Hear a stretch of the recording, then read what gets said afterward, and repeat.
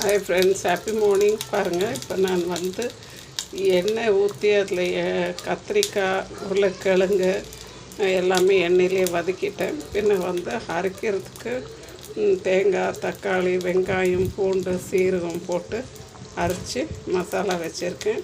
பின்ன வந்து மாங்காய், கத்திரிக்காய், உருளைக்கிழங்கு, வெங்காயம் போட்டு எண்ணெயில் வதக்கிட்டு அரைச்சி வச்ச மசாலா போட்டு கொஞ்சம் குழம்பு மிளகாத்தூள் போட்டிருக்கேன், மஞ்சள்தூள், உப்புத்தூள் போட்டிருக்கேன். இப்போ வந்து நான் கழுவி வறுத்து வச்சுருக்கேன் இந்த சென்னாங்குனி பொடியை வந்து இதில் சேர்த்துடுறேன். நான் நல்லா கழுவிட்டு வறுத்து வச்சுட்டேன். ஸோ அதை வந்து இதில் சேர்த்து கொஞ்சம் கொதிக்க வச்சுக்கிறேன். இப்போ இதில் கொஞ்சம் கருவேப்பிலை போட்டிருக்கேன். கடுகு, உளுத்தம் பருப்பு, வெந்தயம் போட்டு தாளித்து இதில் ஊற்றிடுவேன்.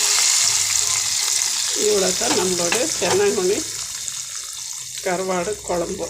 கத்திரிக்காய், உருளைக்கிழங்கு, மாங்காய் போட்டு சென்னாங்குனி கத்திரிக்காய் போட்டு குழம்பு. சென்னாங்குனி குழம்பு ரொம்ப சூப்பராக டேஸ்ட்டாக இருக்கும்.